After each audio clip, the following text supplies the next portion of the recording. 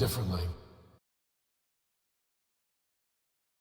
Welcome back to the channel, everybody. Last year, more so than 2021, I think, truly marked the return of cinema. 2021 was a great year for movies, but last year was something truly special in my opinion, as we saw several different movies that not only got people to go out to the movie theater, but I think did something pretty remarkable in the sense that there were some movies that were able to cross generations because people wanted to see these films in a theater. And I think that is a testament to how great last year was for movies. It reminded us what makes this medium so special and really how it serves as our final bastion of escapism in modern society. Having said all that, this is my obligatory top 10 favorite films of 2022. The criteria by which I judged these movies. Number one is how much did the movie resonate with me emotionally? How did it make me feel? What did it make me feel? And how meaningful did I personally believe this movie was?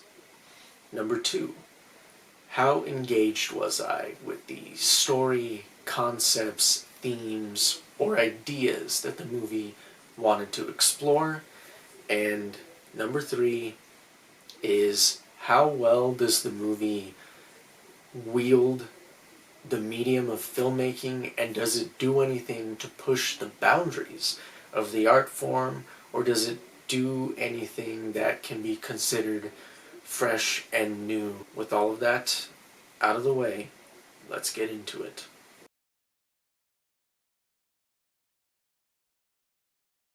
This is a movie that has been talked about by a few people now, but the reason this movie stood out to me in particular is because I think this movie is a really good encapsulation of what it's like to live in modern society, particularly from 2016 on, and the sort of political environment that has unfortunately been fostered. I think Triangle of Sadness, despite being an absurdist black comedy film, is a really good depiction of what it's like to live in 2023, where everyone is just looking for an excuse to be angry at each other all the time.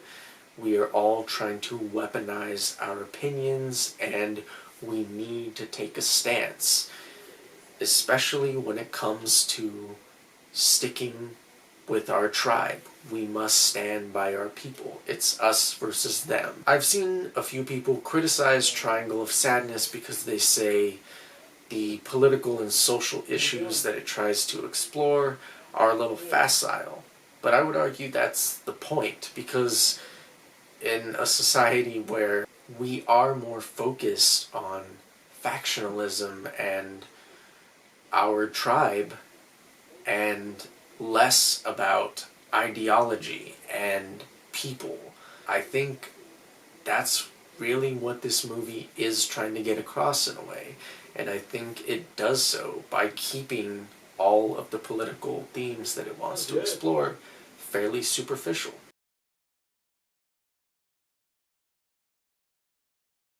The Fallout is a beautiful, moving little movie about three kids that survived a school shooting, and it explores, as the title implies, the fallout. It explores the mental health of these three kids and how each of them responds to living through such a traumatic event. Again, this movie is fairly topical in the sense that it deals with very recent, unfortunate, tragic events, but I think it does so in a way that is very human and very honest. And what I love most about The Fallout is the way that it explores how differently people can react to the same situation. And there is also this underlying theme of how much we need connection with another human being when we are going through hard times, how important that is. And I really enjoy that about this movie because I think that's something that a lot of us can relate to. This movie also has what I believe is the best performance from Jenna Ortega in 2022, who obviously had such a big year thanks to Wednesday becoming such a breakout hit, but I think this was easily her best work last year.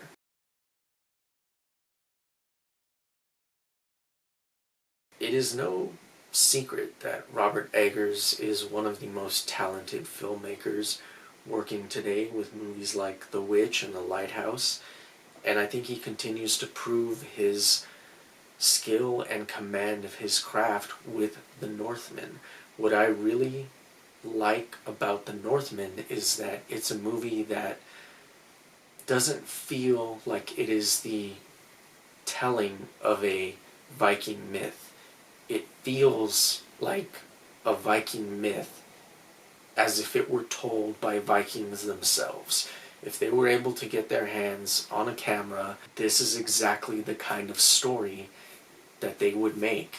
There is some pretty surreal and out there imagery in this movie, but I think it all works, and it is obviously bolstered by some very strong performances in this movie, with the standout being Anya Taylor-Joy, who tends to be the standout of a lot of movies that she's in. But The Northman knows exactly what it is, and it promises the audience something midway through the movie, and it absolutely delivers. I love when a director and the movie just commits to the vision, and that is exactly what The Northman does. It's also beautifully shot. There are shots in this movie where you could just pause it and admire the cinematography. That's how good The Northman looks.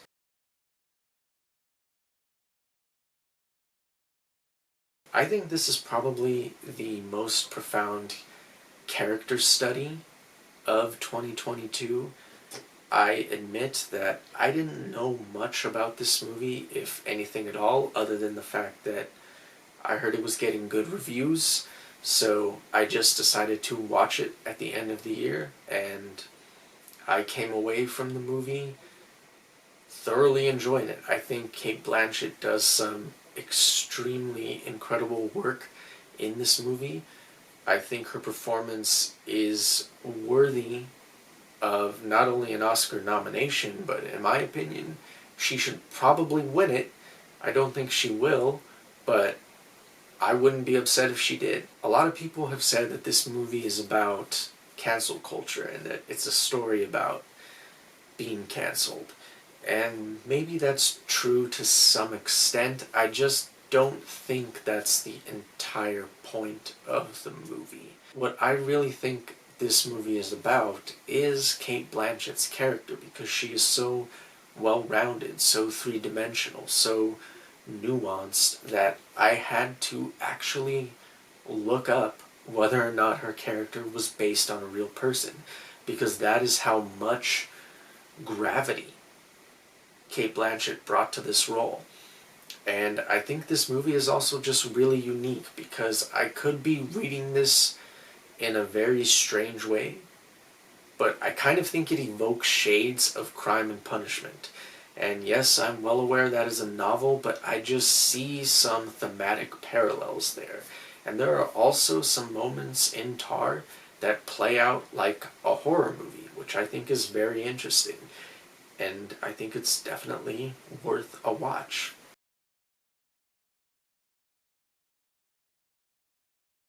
I'm a fan of Jordan Peele's movies. I liked Get Out. I loved Us, probably more than most people. And I loved Nope. In many ways, I think Nope is his simplest film. And honestly, it might be his weakest film, but it's still very, very good. Good enough for me to put it at number 6 on this list. Nope is one of the movies that I thought about the most last year because it is such an engaging movie. It asks a lot of the audience in terms of what it wants you to think about, what it wants you to question.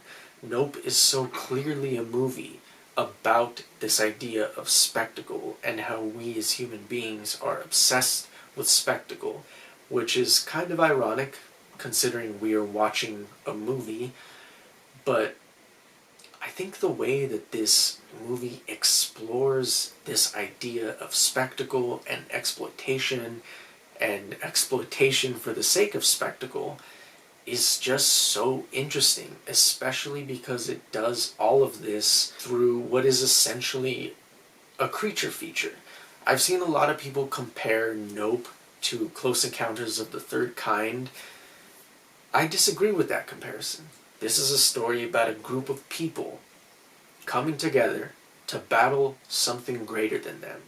It's Jaws in the sky, which is probably why I loved it so much. This is just such an interesting movie that leaves such a lasting impact on you, and it will have you thinking long after the credits have rolled.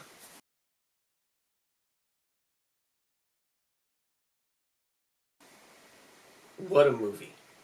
What a movie. I am very thankful that I was able to watch this movie when I did, because I think it is such an incredible movie. I don't know what its chances are of winning Best Picture, but if it does somehow, well deserved. This is an incredible movie, and it reunites the Colin Farrell, Brendan Gleeson duo that we saw in Bruges, which was also directed by Martin McDonagh, and The Banshees of Inisherin is just such an interesting, wonderful movie. The crux of the story is simply about the end of a long-term friendship and how painful that can be. But what I think is so interesting about this movie is the way that it so intricately captures the life of what it's like to live on the fictional island of Inisherin. Everything about this movie just coalesces into such a beautiful whole because there is something about the way the movie presents itself, the way it handles all the technical aspects that just allow everything to work together in perfect harmony. It's a cliche to say that the setting is often the character of a movie, but in this case, that couldn't be more true. Everything from the cinematography to the editing to the way dialogue is delivered, this movie just gives you such a palpable sense of what it's like to live on this island. And what's so captivating about this movie is that it's such a simple story. Yes, it's about the end of a friendship and how hard that can be, and how we really, because we are human, need to grieve that loss. But it's set against the backdrop of real life events taking place in Ireland, namely the Civil War, and I think there is just such an interesting thematic parallel that works really well with this movie. I also think this movie has some of the best supporting performances of the year, and there's also this interesting little exploration of art in The Banshees of Inisherin. And I think this is important for so many reasons, but this video isn't about The Banshees of Inisherin, but it just explores our desire to create something that will outlive us. And to me, that just resonates very strongly.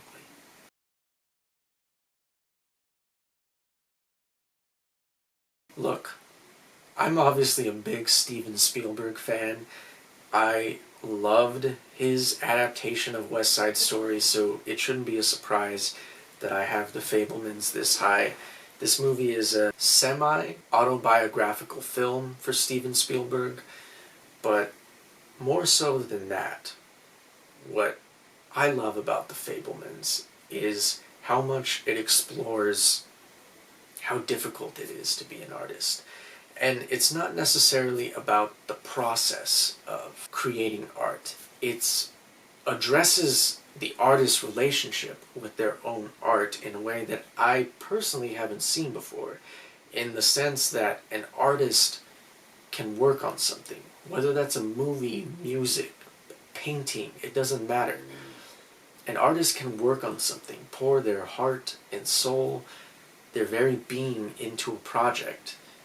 And as soon as they put that out into the world, it just kind of ends for them. And that can be a pretty bittersweet feeling if you've experienced that. It can leave you feeling empty or unsure of what to do next. And I think the fact that The Fabelmans explores this, and it does so in such an intimate way, is really interesting. I like it a lot. It also sort of explores how when an artist releases something to the world, again, no matter the medium or format, we can interpret that, being the audience, as a finished product, as a whole, completely realized vision. But in the eyes of the artist, it could be imperfect, it could be unfinished, it could be flawed. And there's just so much to chew on here that I think any person with a creative instinct or desire within them can appreciate.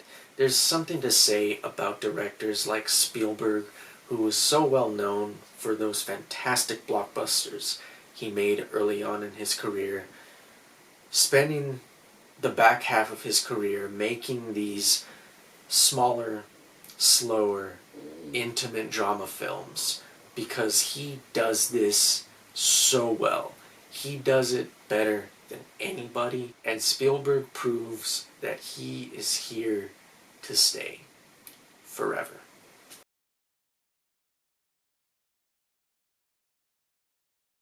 This is probably the most discussed movie of 2022, and I would 100% agree that it is the most philosophically challenging film of 2022. Unfortunately, there were two movies that edged it out for me personally, but I still think this is a damn good film, and I think it was just short of a masterpiece. I think Everything Everywhere All at Once could stand to lose about 10 to 15% of its runtime, and I'm also not sure how much of the over-the-top humor will last several years down the line, but that remains to be seen.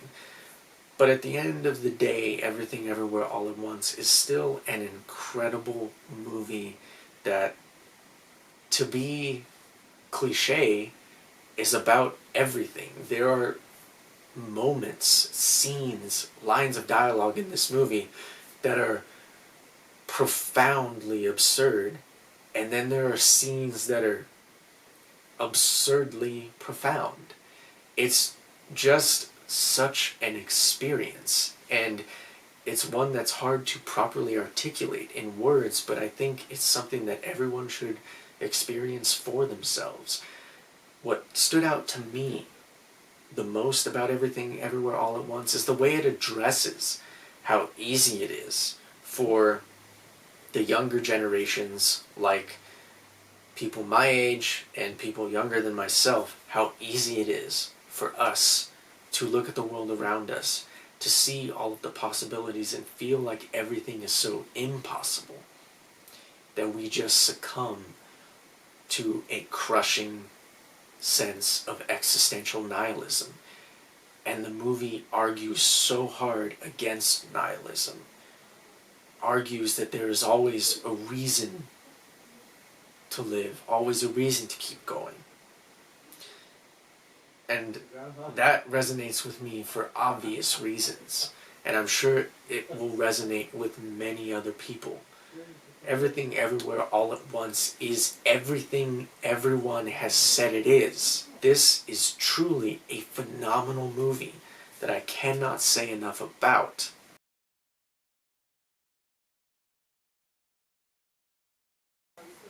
What a movie. I was not expecting this movie. I can't imagine many people were. Look, I'll say this. I like the original Top Gun, but I don't have a great sense of nostalgia for it. My mom grew up in the 80s, so she has shared a lot of 80s movies and music with me, and we bond over that stuff. But Top Gun Maverick is an incredible movie. Incredible. And I think the thing that really stands out to me about Top Gun Maverick is the way that it completely permeated the age gap. When I went to see this movie, I saw people of all ages going to watch this movie. People in their 40s, people in their 20s, people in their 50s. It was awesome to see so many people there to watch this movie, and everybody loved it. At least in my screening, everybody loved it.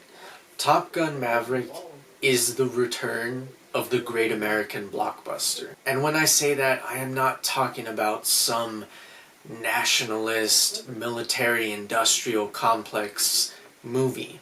No, when I say Top Gun Maverick is the return of the great American blockbuster, I mean that this is an original feature film made for adults that everybody went to see and generally everybody loved. Top Gun Maverick to me is proof that real movies still matter. And in a way, I think there is this beautiful meta-narrative to the movie because it's about an aging Tom Cruise, which is parallel to an aging Maverick who is struggling to find his place in a world that is becoming more and more automated, more driven by AI and computers, but Maverick is fighting for analog, similar to the way that Tom Cruise is fighting for practical effects, for real stunt work. And I think there's just something so sincere about that. And there's something so sincere about Top Gun Maverick as a whole. I don't think you can watch this movie and not be moved. There is something that is just so optimistic about it. And I think what it is it's the return of heroic optimism, which is something that we have clearly severely lacked, not just within the pop culture, but within the entire US society for several years. And Top Gun, to me, is a movie that represents the best of us. It is a movie about a group of people that come together to achieve a common goal, and they're all pushing each other to grow and learn and be the absolute best that they can possibly be to achieve this goal. And they are all accepting of each other. Top Gun is the perfect example of what it's like to have a diverse cast reflect the real world. Everybody is there because they are just well-written characters. They're not there to satisfy some studio checklist. Top Gun is such a good movie. I could make an entire video about why I love this movie, but suffice it to say, this movie is thrilling. The fact that so much of the aerial combat scenes were done in camera, the fact that these actors learned to fly these F-18s just to catch all of this on film is unbelievable. There is nothing that compares to this movie. It has a level of immersion that is equivalent to that of virtual reality. There's such a visceral reaction that comes from the action sequences. This movie packs such a phenomenological punch that it is impossible to deny. When you really sit down and think about the fact that Tom Cruise is in this plane pulling 7 to 8 G's all for our entertainment, I feel like you just can't help but appreciate the guy. Joseph Kosinski did an amazing job directing this movie, because Top Gun Maverick is a truly unforgettable movie. Everything from the performances to the cinematography to the action to the sound design is really top-notch blockbuster filmmaking. This is the kind of movie that we want to see during the summer. And in many ways, Top Gun Maverick pretty much saved theatrical exhibition during the summer. And I don't know what else to say other than Top Gun Maverick is seriously such a good movie that I've watched it several times now, because I can't get over it. It evokes such a sense of positivity, of hope, of belief in people. And I think that has been something that you saw a lot in movies in 2022, but I don't know that any of them did this better than Top Gun Maverick, because it really just has such a sincere message, and I think it was so unexpected, but damn did it deliver. Damn did it deliver. It's a great action movie. It is one of the best legacy sequels I've ever seen. It's so moving, and to me that is the mark of a good movie. I was overwhelmed with emotion. I was captivated by the imagery and the action. It's such a good movie, and I don't think anyone expected Top Gun Maverick to be the movie that united casual moviegoers and avid cinephiles, but it was. And for that reason, Top Gun Maverick is locked in at number 2.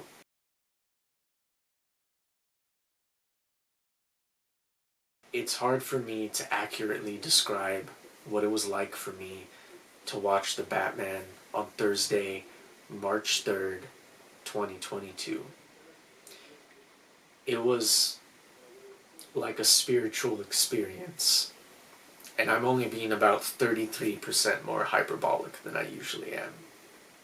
I just knew that this movie was going to portray Batman the way that I've always seen him, the way that I've always wanted to see him, and Matt Reeves did not let me down.